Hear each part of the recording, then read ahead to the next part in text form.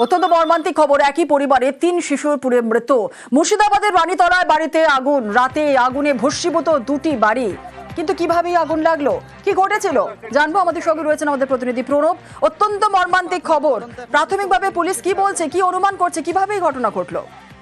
দেখো, প্রাথমিকভাবে মনে করা হচ্ছে যে শর্ট সার্কিট থেকেই তোমার এই আগুন লেগেছে এবং রাত্রিবেলা যখন সবাই ঘুমাচ্ছিল বাড়ির মধ্যে, সোয়ানশেখ এবং রানশেখ 2 ভাই, তাদের বাড়ির পাশাপাশি, সেই সময় আগুন লেগে যায়। এবং যেহেতু বাড়ির মধ্যে এই সময় তোমার প্রচুর পরিমাণে তোমার পাটকাঠি জমা করা ছিল, সেই আগুন কিন্তু দ্রুততা ছড়িয়ে পড়ে এবং ঘরের মধ্যে 3টে শিশু তোমার শুয়ে ছিল, তাদেরকে কিন্তু বের করতে পারেনি এবং তারা অগ্নিদগ্ধ অবস্থায় তাদেরকে যখন বের করে পাশের নথিপুর ব্লক স্বাস্থ্য কেন্দ্রে নিয়ে যাওয়া হয়, তখন চিকিৎসকেরা কিন্তু মৃত বলে ঘোষণা করে এবং এই ঘটনায় শোকের ছায়া নেমে এসেছে।